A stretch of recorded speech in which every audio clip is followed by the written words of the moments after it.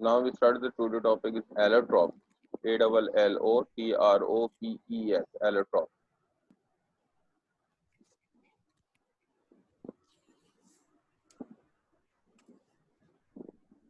Allotropes means same element but they exist in different form. Same element but they exist in different form. It's called allotrope.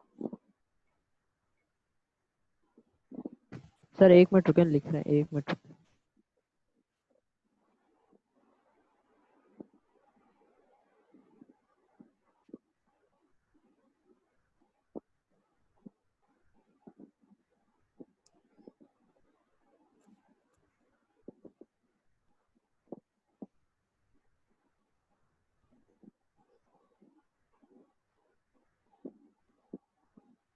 Sir definition repeat करेंगे?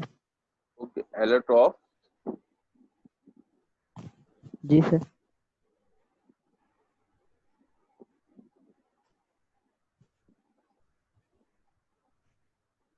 What is mean allotrope? Same element but they exist in different form.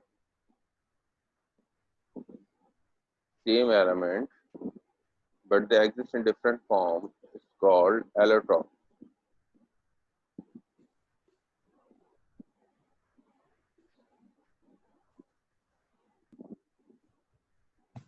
Ji sir लिखिए। They exist in different form. वो अब different form में exist कर रहा है. It's called allotrope. We have two types of allotropes in our syllabus. One is graphite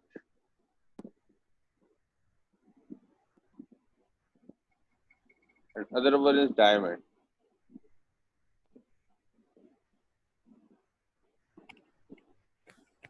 Diamond and graphite, right? देखो ये दोनों चीजें किससे बनी हुई होती है. डायमंड एंड ग्रेफाइट का ऑरिजिन क्या होता है? दोनों किस चीज से बने हुए थे? कार्बन से बने हुए होते हैं. ठीक है.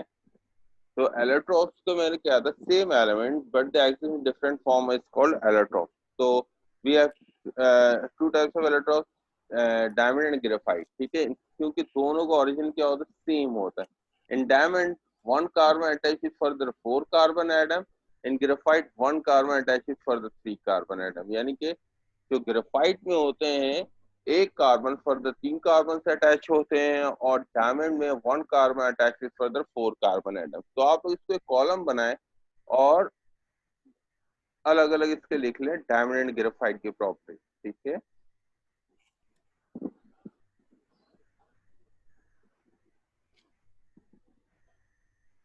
Like this. अलग अलग कॉमन बनाए और इसको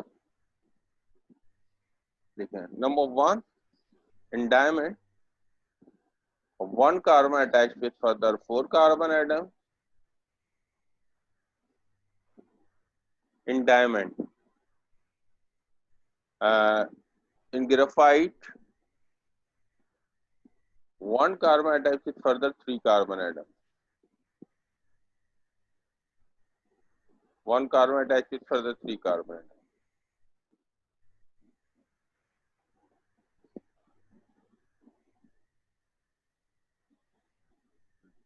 Done first point? जी sir. Okay. Second point,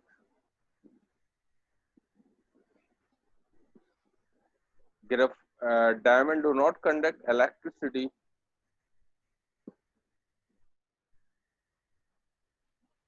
because they have no free or mobile electron.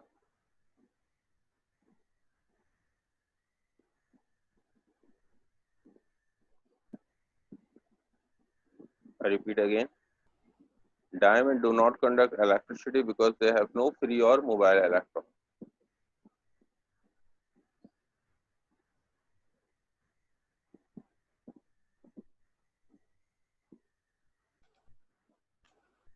But graphite conduct electricity.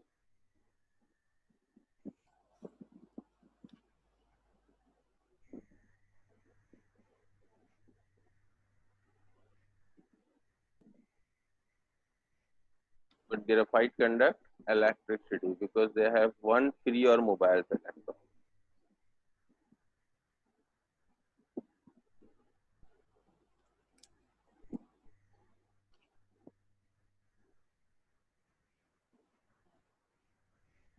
Okay. अगर स्ट्रक्चर की बात करें, हम डायमंड एंड ग्रेफाइट के स्ट्रक्चर लेते हैं ना, why diamond do not conduct electricity, why graphite conduct electricity. तो इसके स्ट्रक्चर आप देखते हैं तो हमें पता है कार्बन के आउटर शेल में कितने इलेक्ट्रॉन्स होते हैं, 4 इलेक्ट्रॉन, लाइक दिस 1 2 3 4। इसके भी कर लो 1 2 3 4। ठीक है, तो फर्स्ट स्टेटमेंट क्या था, इन carbon 1 carbon attach further 3 carbon. तो ये कार्बन है तो ये फर्दर 1 कार्बन से अटैच हुआ, ये दूसरे कार्बन से अटैच हो गया, ये थर्ड वन से अटैच हो गया और ये फोर्थ से अटैच हो गया, लाइक दिस 1 2 एंड 3। ग्रेफाइट में क्या होता है, 1 carbon attach with further 3 carbon atom. तो what is the difference between इन टू डायग्राम, इन ये दो डायग्राम से हमें ये पता चलता है, पहली बात क्या हमने ये पढ़ा था कि डायमंड जो होता है वो इलेक्ट्रिसिटी कंडक्ट नहीं करता है, बट ग्रेफाइट इलेक्ट्रिसिटी कंडक्ट करता है। ठीक है, क्यों? बिकॉज अगर हम देखते हैं तो कार्बन का आउटर शेल में कार्बन एटॉमिक नंबर 6,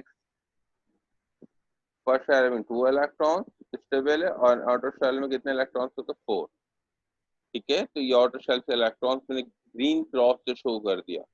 अब कार्बन के पास टोटल इलेक्ट्रॉन्स कितने थे, 4 थे, तो इसने बॉन्डिंग के लिए फर्दर 4 कार्बन क्योंकि अटैच होते तो अपने 4 के 4 इलेक्ट्रॉन यूज कर लिए, तो इसलिए इसके पास कोई फ्री इलेक्ट्रॉन्स नहीं बचा।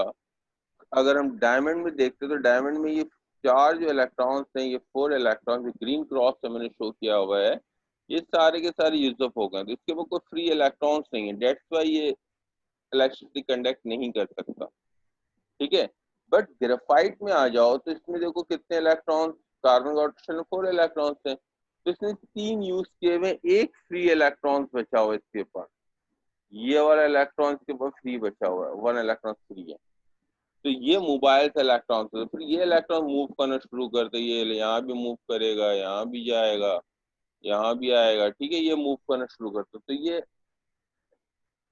क्या करना शुरू करता है, करंट को कैरी करना शुरू कर देता है, यानी कि dates why graphite conduct electricity because they have one free और मोबाइल इलेक्ट्रॉन, क्योंकि इसके पास एक फ्री और मोबाइल इलेक्ट्रॉन होता है हमारे पास ग्रेफाइट। क्लियर? Yes sir. जी सर। जी सर। आपसे पूछेगा एग्जाम में uses of diamond except theory, theory के अलावा डायमंड को यूज बता दो, ग्रेफाइट के यूज बता दो। ग्रेफाइट के यूज किस में यूज करते हैं, लुब्रिकेंट ऑयल में यूज करते हैं बिकॉज दे आर स्लिपरी। इसे हम कहाँ यूज करते हैं, लुब्रिकेंट ऑयल में यूज करते हैं। ठीक है, जो इंजन ऑयल होता है गाड़ियों का, उसमें हम ग्रेफाइट यूज करते हैं। क्यों यूज करते हैं, क्योंकि स्लिपरी होता है, स्लाइड ओवर कर रहे होते हैं ये। ठीक है, और डायमंड के यूज कहाँ पे, कटिंग टूल्स में, ड्रिलिंग में, रॉक जो बड़े बड़े होते हैं, जो ड्रिल होता है उसके टिप पे क्या होता है, डायमंड होता है। सर असली वाला। जी, क्या हो गया,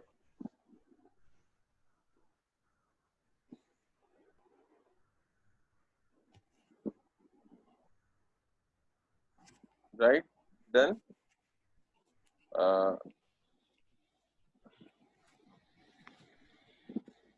next point is they have high melting and boiling point. Sir दोनों का सेम है। दोनों का मेल्टिंग बॉइलिंग पॉइंट हाई होता है, लेकिन डायमंड का मच हायर होता है देन ग्रेफाइट। ग्रेफाइट से ज्यादा किसका होता है, डायमंड का होता है।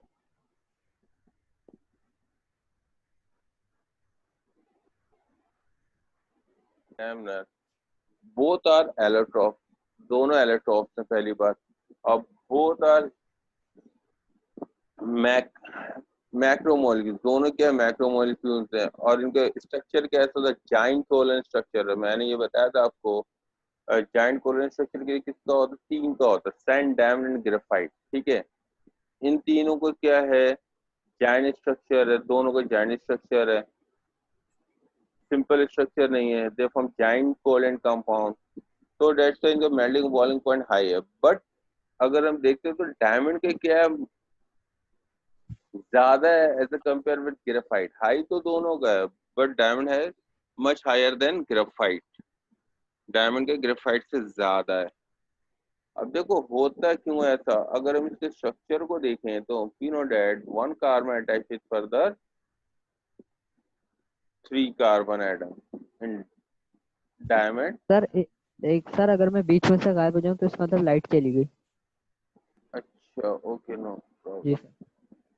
फिर रिकॉर्डिंग से देख लेना ये यूट्यूब की lecture। ठीक है, अब देखो इसके स्ट्रक्चर में क्या डिफरेंस है। डिफरेंस ये है स्ट्रक्चर में कि डायमंड में एक कार्बन फर्दर 4 कार्बन, तो हमें अगर इसको मेल्ट करना है या बॉयल करना है तो हमें कितने बॉन्ड ब्रेक करने पड़ेंगे, डायमंड में 4 बॉन्ड को ब्रेक करना पड़ेगा। ठीक है, और ग्रेफाइट को अगर मुझे मेल्ट करना है या बॉयल करना है तो इसमें कितने बॉन्ड को फर्दर ब्रेक करने पड़ेंगे, 3 बॉन्ड। ठीक है, तो इसलिए इसका देखो थोड़ा सा कम होता है ग्रेफाइट का, डायमंड की ज्यादा होता है, क्योंकि इसमें 4 बॉन्ड को ब्रेक करने होते हैं, इसमें कितने बॉन्ड को ब्रेक करने होते, 3 बॉन्ड को ब्रेक करने होता है। ठीक है, ये बात समझ में आई आप लोगों के? ये यस सर। जी सर।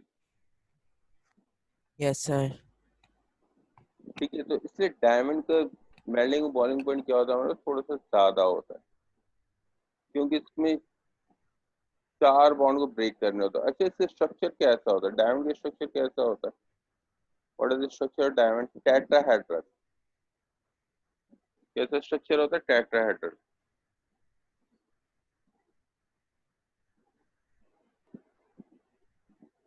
और ग्रेफाइट का स्ट्रक्चर कैसा कैसा होता है, सर क्या है? Trigonal plan, tetra header. हेड्रल।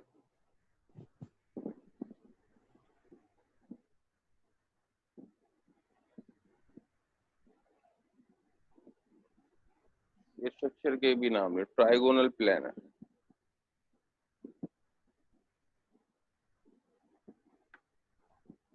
इसका मतलब क्या है? Tetrahedral is the name of structure.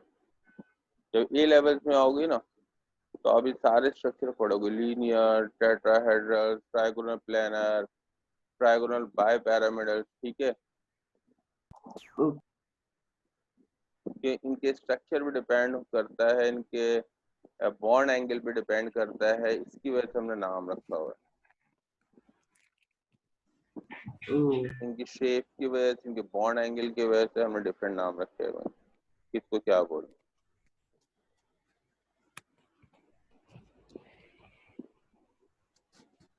Okay, अब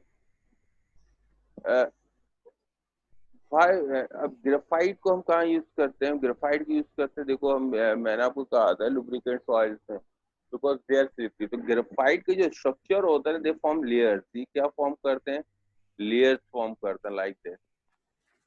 ग्रेफाइट क्या फॉर्म कर रहा होता है, लेयर्स फॉर्म कर रहा है, इस तरीके। ठीक है, जब लेयर्स फॉर्म करते हैं तो ये स्लाइड करते हैं, स्लिपरी होते हैं, एक दूसरे से स्लाइड कर रहे होते हैं एक दूसरे के ऊपर। जिस से मैं आपको क्या एग्जांपल दूं, लाइक टेट्राहेड्रल होता है, लाइक टेट्राहाइड्रल। ये स्ट्रक्चर होता है। ठीक है, तो ये एक दूसरे के ऊपर फिट नहीं आ सकते, ये स्लाइड नहीं कर रहे होते अपने स्ट्रक्चर की वजह से। डन।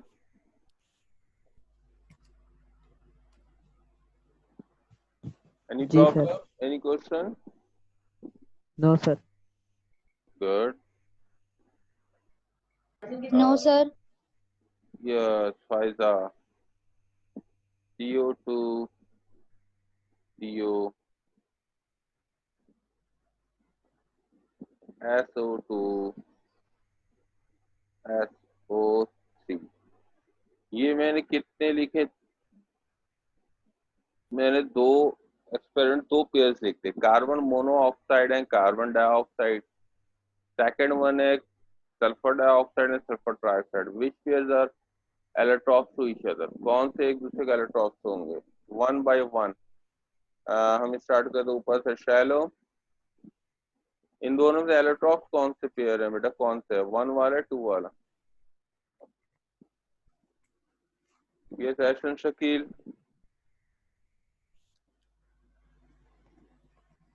Yes sir. सर 2 वाले। टू वाले। शैलो ने कहा टू। एसन शकील, जी सर।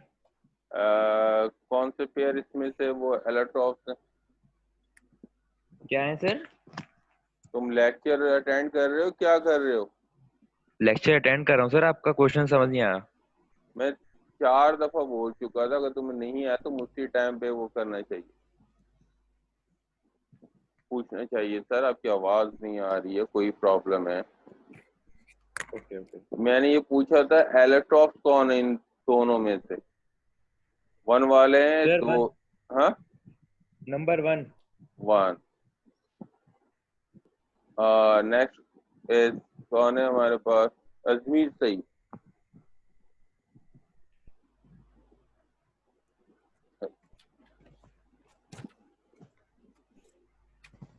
जल्दी आंसर दो Ajmer. Which pair is allotropes to each other? Sir 1 लग रहा है। वन। अजमीर ने भी कह दिया one. Next Faiza Hussain. Sir 1। Faiza ने भी वन बोल। और कौन रह गया हमारा last one? Awez Ahmed. Sir दोनों एयरट्रूफ लग रहे हैं। अवेज अहमद माशाल्लाह, इन्होंने दोनों एलेटॉस बोल दिया।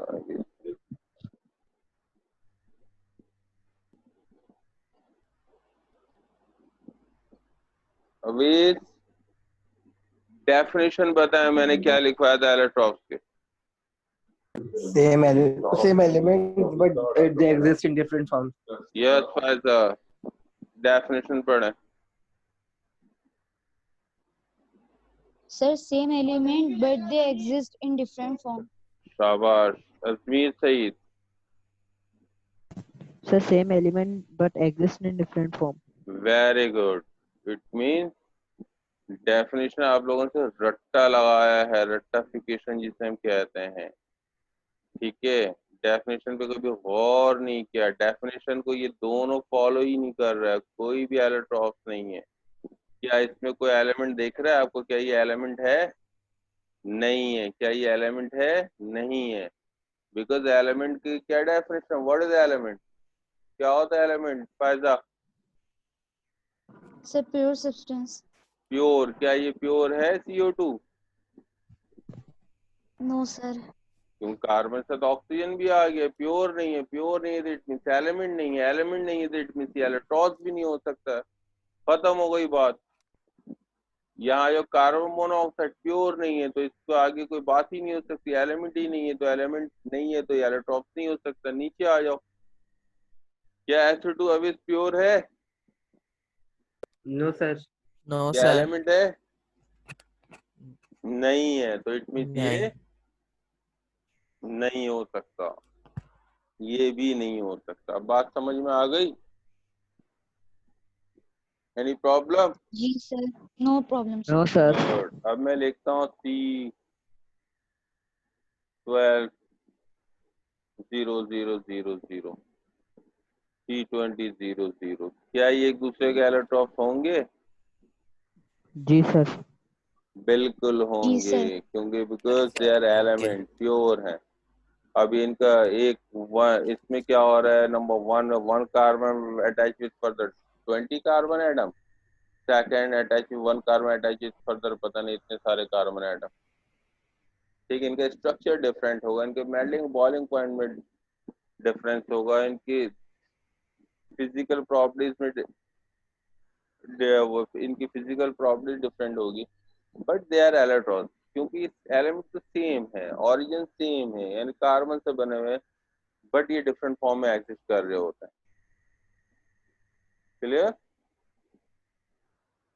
Any Yes, question? sir. कोई क्वेश्चन है तो पूछें। No, no sir. Sir. In metallic bonding, metal conduct electricity by the movement of electron।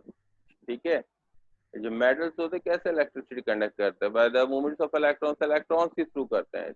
ये बात खास याद रखना। आयनिक कंपाउंड कैसे इलेक्ट्रिसिटी कंडक्ट करते हैं? आयंस के थ्रू। मेटल किससे करते हैं? इलेक्ट्रॉन्स के थ्रू। ठीक है, और ग्रेफाइट किससे करता है? वो भी इलेक्ट्रॉन से करता है। तो यहाँ पे आप लोग गलत नहीं लिखना, जहाँ पे आयंस लिखना वहां पे आयंस लिखना है, और जहाँ पे इलेक्ट्रॉन्स, तो ये बात याद रखना, इलेक्ट्रॉन्स कहाँ लिखना है और आयंस कहाँ लिखना है। ठीक है, और दूसरी बात, मेटल क्या मोल्टन स्टेट में इलेक्ट्रिसिटी कंडक्ट कर सकते हैं? यस फायदा? No, sir. कर सकते हैं मेटल। ठीक है, मेटल्स मोल्टन स्टेट हो या सॉलिड स्टेट हो, they conduct electricity both state. ठीक है, जबकि ionic compound do not conduct electricity in solid state. इसका भी मैंने रीजन आपको बताया था, because they are because in ionic compound particles are closely packed together and they have no free or mobile ions। क्योंकि सॉलिड स्टेट में क्या होता है, आयनिक कंपाउंड में पार्टिकल क्लोजली पैक्ड हो जाते हैं, तो उससे फ्री और मोबाइल आयंस नहीं होते। जबकि मेटालिक बॉन्डिंग में क्या होता है, ये दोनों स्टेट में इलेक्ट्रिसिटी कंडक्ट कर सकते हैं, चाहे मोल्टन में हो या सॉलिड में हो। सॉलिड में तो आपने देखा होगा, जब आपके घर की वायर जा रही है इलेक्ट्रिसिटी की, सॉलिड में कर रहे होता है। ठीक है, और कैसे करते हैं? देखो, sea of electron, sea of electron. अब इसका स्ट्रक्चर कैसे होता है, इसका स्ट्रक्चर थोड़ा सा डिस्कस कर लेते हैं। जस्ट वेट, इसके बुक्स में हमारे पास दो डायग्राम्स है ना, सी ऑफ इलेक्ट्रॉन्स के मेटल्स। तो आपने दोनों इलेक्ट्रॉन्स को देखना है, दोनों डायग्राम्स आपने देखना है, दोनों डायग्राम्स अपने कॉपी में बनाना है, ये आपका होमवर्क है। तो ये इलेक्ट्रॉन्स क्या कर रहे होता है, पॉजिटिव चार्ज इलेक्ट्रॉन्स को अट्रैक्ट कर रहे होता है, काफी स्पीड से मूव करना शुरू कर देते हैं, और इसलिए स्ट्रॉन्ग भी हो जाते हैं। आपको पता है मेटल्स के melting boiling point accept group 1 के सबके हाई होते हैं, ट्रांजिस्टर मेटल्स के क्या होता है, हाई होता है। Clear? Any question, any problem in metallic bonding? Sir मेरा नेट चले गया था, आप थोड़ा सा रिपीट कर देंगे, लाइक आफ्टर अट्रैक्शन के। सॉरी, नेबरिंग एटम ने अट्रैक्ट करा, उसके बाद